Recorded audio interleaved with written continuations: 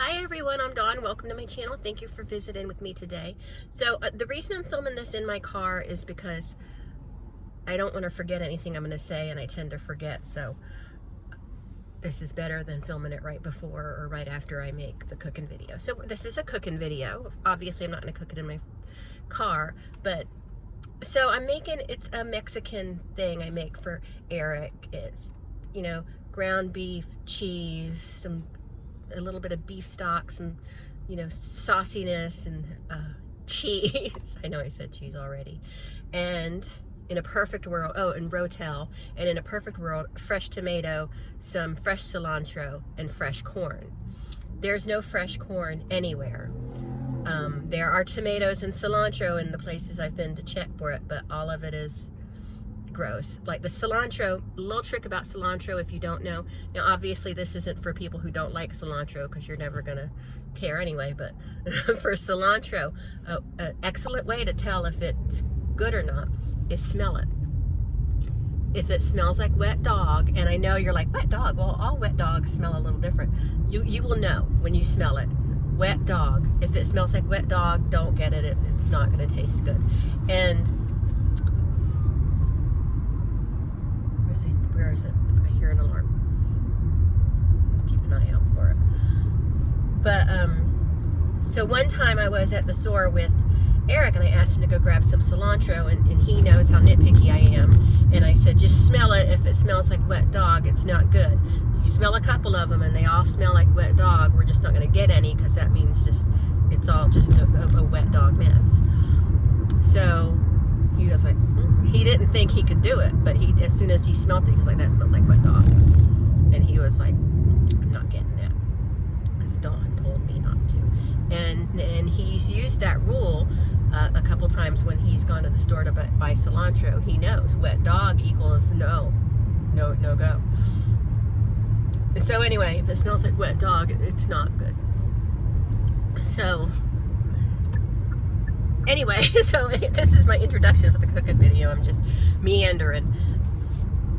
So, and I don't understand how people don't like cilantro though. It's such a beautiful thing. It just, to me, it just brightens up any dish.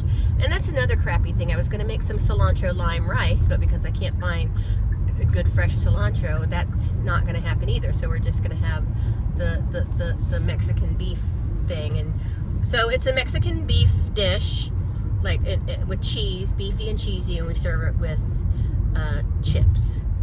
And you could make tacos out of it, but it's intended more as a soup / stew. It's not very soupy, it's more stewy, or a hot dip. So you want it to be a hot dip, just add more cheese to it, maybe melt some cream cheese in it, and it'll be a nice creamy finish, and then you have a nice hot dip. But we're doing the stew version, so yeah. So anyway, I hope you enjoyed this video. Hi everyone. Continuation of the introduction to this video. This is the next day. I didn't make the Mexican stuff last night because we ended up going out to eat, but I did find nice, fresh, beautiful ingredients that I needed. I found some nice tomatoes and some really good cilantro, and I even found the corn. So scratch what I said in the main intro. Okay, so I get to cook with a lot of fresh things today. I found my fresh corn. I got some nice tomatoes, a green bell pepper, an onion, some cilantro, and we've got ground beef that's pretty fresh. And I've got cheese. I don't know how to tell if cheese is fresh. And I got my new pan, so we're gonna get started.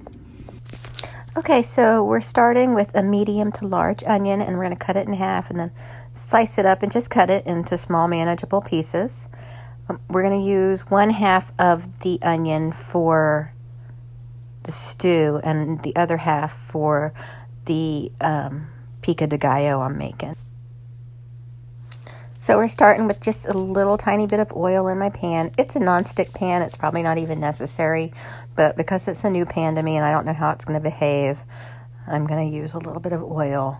and just stick my onions in there. I'm not even going to wait for it to get hot. I don't have time for that, and it's not really going to make a difference. And then we're going to chop up our green pepper, and once that's all chopped up, we're going to put that in with our onion to, you know, saute that up as well.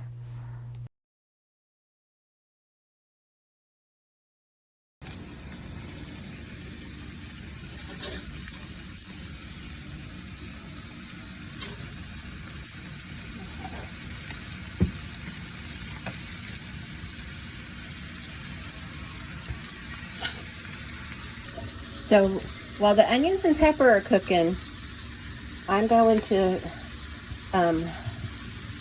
very carefully cut the corn off the cob because it'll fly everywhere, and I haven't mastered any techniques I've learned on the internet that work for this. I just, you know, do the best I can. Fresh corn is wonderful. If you've never had fresh corn before, go get you some. And I know that sounds crazy to hear, but I didn't have fresh corn very often until I started buying my own groceries and making my own food, you know. Okay, so these are pretty much done, so we're gonna set them aside. And now, I'm gonna lower that a little bit. I'm gonna add just a little bit more of oil. You can do this with butter instead, but I just have the oil right here, so. Then we're going to add our corn. Now we're going to make popcorn. I'm just kidding. That's not what happened. And we're just going to toss this around just for a minute, because this is going to cook some more once we have the meat and everything cooked.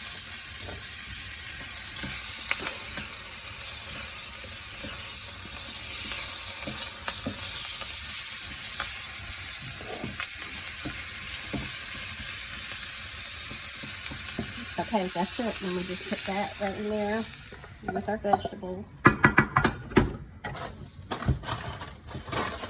Did you see I found ketchup flavored? And then on medium heat, we're gonna start browning a pound of ground beef. Just get that all mashed up, and it'll take a few minutes for that to brown up. Okay, so that's pretty much done. Now this pan isn't going to be big enough for all my ingredients, so let me get a stock pot. All right, so we're adding.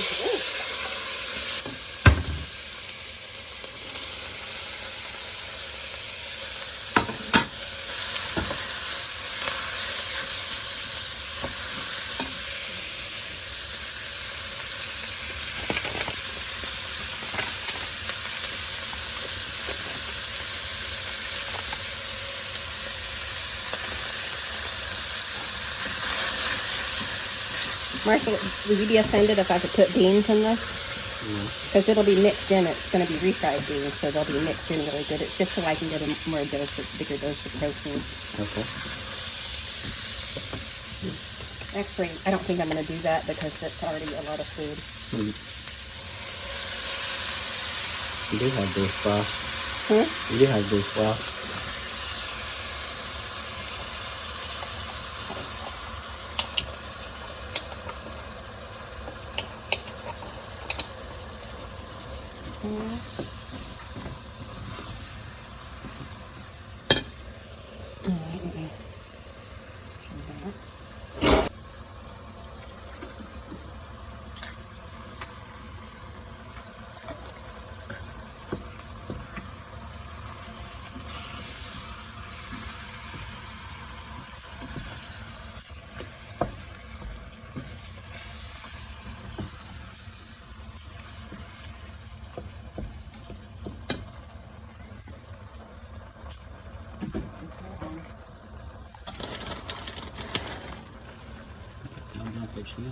Well, yeah, because the block of cheese can go in it all separate.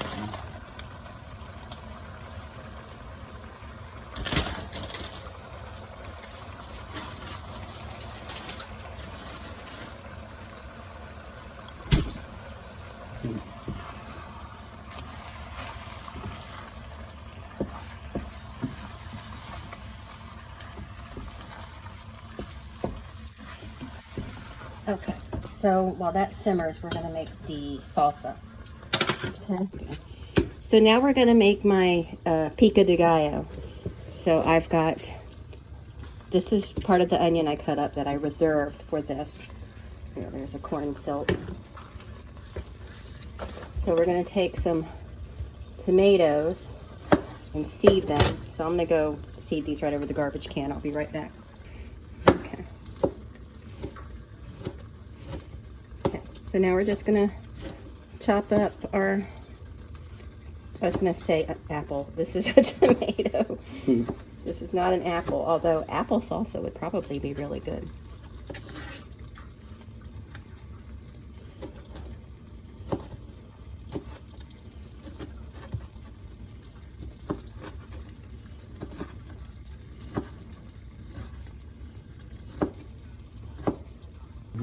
Now we're going to take our tomato, our diced up tomato, and throw that in there.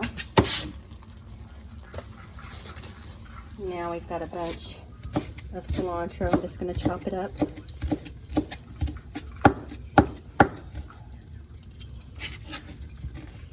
I love the smell of cilantro. And put that in there.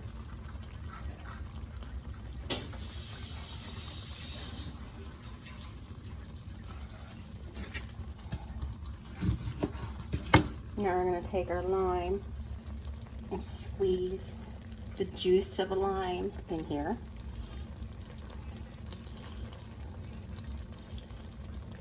And limes don't have seeds, so I'm just getting my fingers up in there. I'm going to mash.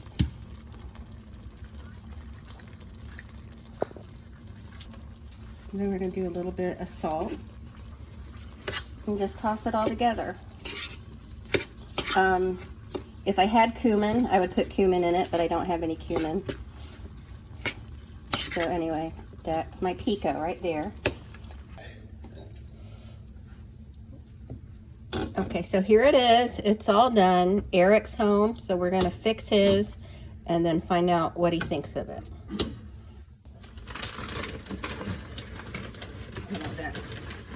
Okay, so we're going to take a little bowl and put in some chips like that, and then we're going to take a good scoop of it.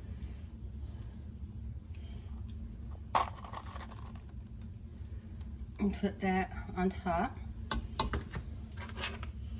And then for Eric, we're going to put some of the pico on it that I made. And there it is. Ta-da! So what do you think about it, Eric? It's good. You like it? Uh-huh. Me and Marshall made it. Okay, I gotta sit up. Look, like Jabba the Hutt laying down there. Sorry. Hi, Eric. Hi. All right, so that's my, what do you think? Taco stew? Yep. Taco corn stew. That's my taco stew video. So let me know if you try it or if you do something similar. And thanks so much for watching, and I'll talk to everyone later. Bye.